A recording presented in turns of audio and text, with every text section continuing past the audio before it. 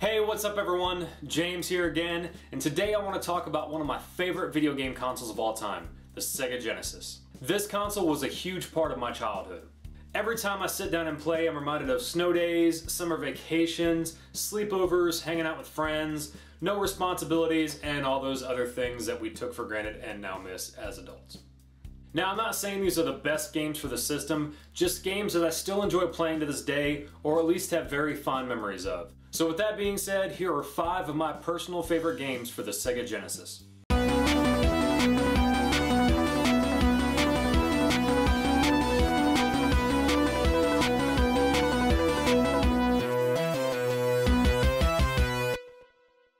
Okay, so this game is pretty much immature in every way. But once you get past the grotesque level design and unpleasant bodily functions, it's actually a pretty fun game. You play as Boogerman, a superhero who is trying to recover the main power source to a machine created by Professor Stinkbomb that transports pollution to a place called Dimension Excrement. You attack enemies either by jumping on them, flicking boogers at them, hawking loogies, burping at them, and even... You have a couple of different worlds to visit, such as Flatulent Swamps, Boogerville, Mucus Mountain, and Pus Palace, and each world has multiple stages to explore. Along the way, you'll fight through an interesting array of enemies such as goblins, bouncing boogers, pus creatures, fart ghosts, trolls, and ogres, all while making your way to the final boss, the Boogermeister. Graphically, the game is very appealing. Well, maybe appealing isn't the best word, but the graphics are pretty detailed and still hold up to this day. The music is, well, it's there. It's not bad or anything, it definitely fits, but nothing I would listen to outside of the game. I do have to mention that the music in Pus Palace has a part that kinda sounds like Joy to the World. Cool. I'm not sure if that was intentional or not. Controls are pretty solid. As mentioned before, you can flick boogers at your enemies. However, this uses up your mucus meter, which you can replenish by collecting boogers, and if you happen to collect a milk power-up, you'll be able to hawk loogies as well. You can also burp, and again, which uses up your gas meter and can be replenished by collecting cans of beans. Just like the mucus meter, you can power up these attacks as well by collecting a chili pepper, which, well, you see. I do feel that jumping on enemies at times can be a gamble, especially if they're at a higher elevation than you. It can be kind of hard to judge if you'll be the one who ends up taking the hit or not. Also, it might just be me, but jumping on the bouncing boogers almost always results in me taking a hit, so I try to avoid them at all costs. Your health indicator is represented by the color of your cape. When the cape is red, you're at full strength. When you get hit, your cape will turn yellow. One more hit and you're done for. You can restore your health by collecting capes. If you happen to collect a cape when at full strength, you'll gain an additional hit point, granting you 3 hits before losing a turn. Once you die though, you can respawn from an outhouse that you'll find while playing through the stage. I do have to point out the voice samples, which are surprisingly good and easy to understand. Throughout the game, you'll hear or when collecting items, or when taking a hit or dying. And there's also pre-fight dialogue before facing each boss. Like I said, everything is pretty clear and easy to understand, with the exception of... I cannot make that out at all. My biggest complaint with this game would be the fact that if you die during a boss battle, you have to hear the pre-fight dialogue each time, which can get kind of annoying. In 2013, a Kickstarter campaign was started to help fund an HD sequel. Unfortunately, the campaign only reached $40,000 of its $375,000 goal, and sadly, not much has been heard about it since. Overall, it's pretty obvious the game doesn't take itself serious, which I always love, and if you like action platformers, check this one out.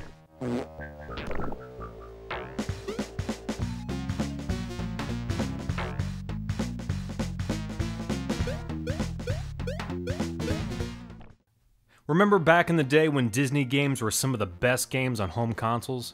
Well, Aladdin was no exception.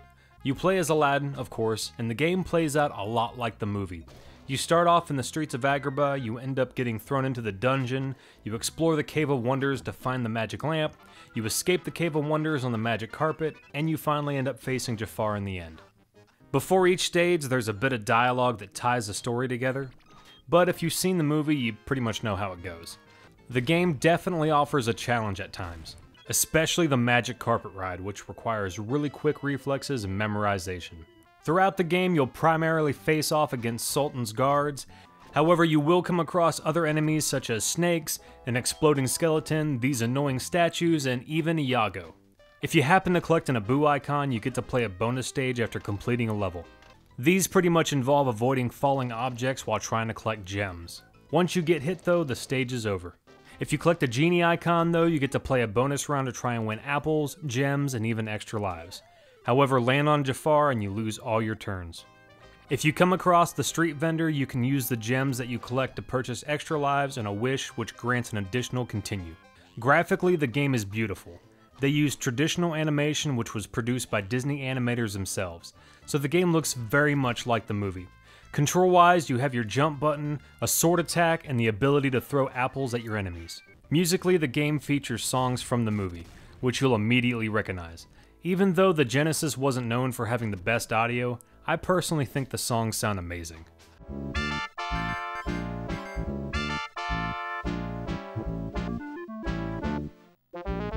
While recording the footage for this video, I began to question exactly what these people were tossing out of their windows. Are those chamber pots? If so, what the f***? Anyway, Aladdin may not be the best Disney game on the Genesis, but it's one I feel a lot of love was put into during development, so check it out if you haven't.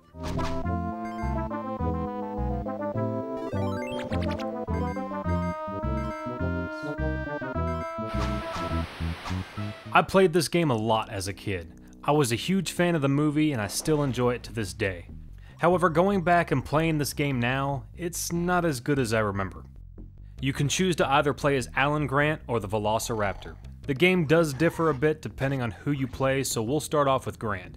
You have a pretty nice selection of weapons to choose from, like tranquilizer darts, stun guns, grenades, and even rockets. So just like Aladdin, before each stage there's a bit of dialogue that ties the story together. It doesn't really follow the movie, and I don't believe it follows the book either, but it's been a long time since I've read it. You'll encounter familiar dinosaurs such as Triceratops, Brachiosaurus, Dilophosaurus, pterodactyls, and even the mighty T-Rex. If you play as the Raptor though, you'll visit less stages than Grant, but get an exclusive power station level. Overall, I'd much rather play as Grant. However, as the Raptor, you can do this funny little head shake thing.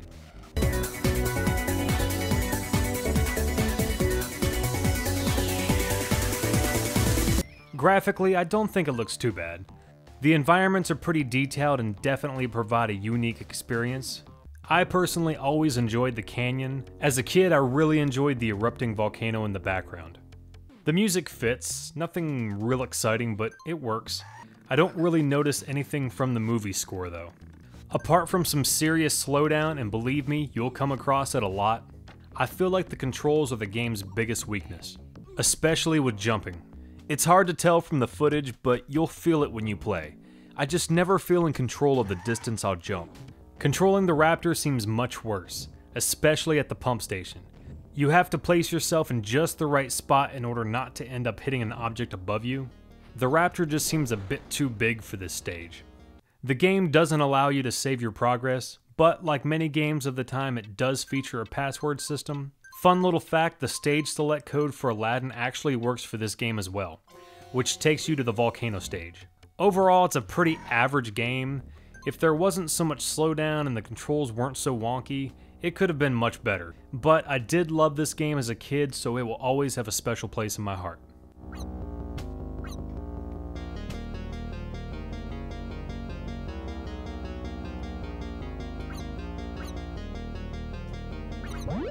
You remember Chuck Rock, don't you? Of course you do. Well, this time around you play as his son, Chuck Jr. Like the previous game, it's set during prehistoric times, kinda like the Flintstones. Chuck Rock has been kidnapped and it's up to Chuck Jr. to rescue him. Your primary weapon is this massive club that you use to fight your way through enemies, such as innocent-looking people, birds, people in dinosaur costumes, monkeys, dinosaurs out for a surf, this man's toupee, a mother with her 3 children. Wait a minute. Something doesn't seem right. Anyway, you'll also come across friendly creatures to help you during your murderous rampage, such as a Triceratops, an emu, this dog thing, a giant ant you force to walk on thorns, and a turtle that you pretty much burn alive. Visually, I think the game looks great. It's very colorful and detailed, and I can only hope that this is what prehistoric times really looked like.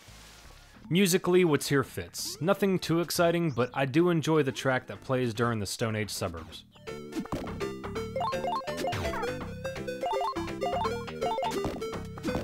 I don't know why, but I always thought Chuck Jr. kind of reminded me of the baby from that TV show Dinosaurs. I think this game would have been much better if Chuck Jr. was given some sort of catchphrase like so many other games released during that time. I don't know, maybe something like, "Not the mama, not the mama, not the mama, not the mama, not the..." Okay, that was a bad idea. If I had to pick one complaint about this game, it would be the lack of a health meter during the boss battles. I don't really like when games do this, but it is pretty cool that the bosses gradually become injured during the battle, so that kind of makes up for it. Also, I do feel that at times I come across a situation where I have no choice but to take a hit, but maybe I'm just missing something. Even though you pretty much play as a baby, the game definitely offers a challenge in later stages. On top of that, you only start off with one continue. Overall, it's a pretty fun action platformer worth giving a chance.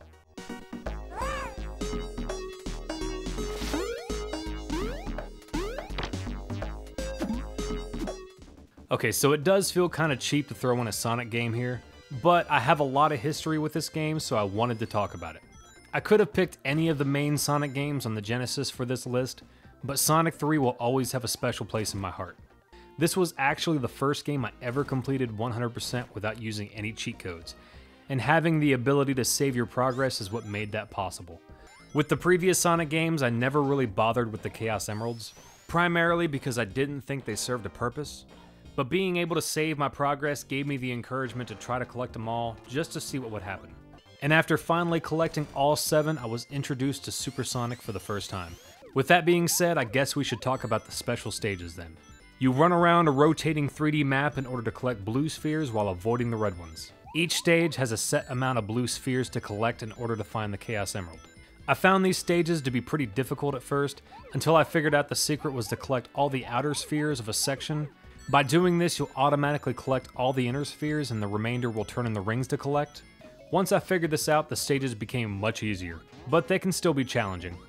And of course, everyone's favorite useless sidekick joins us again. I do like the fact that Tails does serve a bit more of a purpose than he did in Sonic 2, such as carrying Sonic during the Stage 3 boss. Well, honestly, that's about the only purpose he serves. But at least he doesn't cause you to lose rings during the bonus stages like in Sonic 2. He's still not entirely smart though. He typically has no problems keeping up with Sonic, except for this section in Stage 1 where he basically hangs back and allows a bunch of bombs to drop on him. And of course, we can't forget the introduction of Knucklesy and Kidna. Graphically, the game is beautiful, and features some of my favorite level designs. As a kid, I used to go back and play the Ice Cap Zone all the time just for the snowboarding section at the very beginning. I'm sure a lot of you know the rumors that Michael Jackson was involved in composing the score. However, some say he dropped off the project completely because he didn't like the way the music sounded on the Genesis. I've also heard that it was possible that his name was left out due to the child molestation accusations around that time, so I don't really know for sure. Anyway, Sonic 3 is definitely my favorite Sonic game of all time. Which one is yours? Let me know in the comments, and make sure to like this video, subscribe, and share with your friends. I'm sure there'll be a part 2 to this video in the future. I love collecting for this system, so if anyone has suggestions, I would love to check them out. Thank you guys so much for watching, and I'll see you again soon.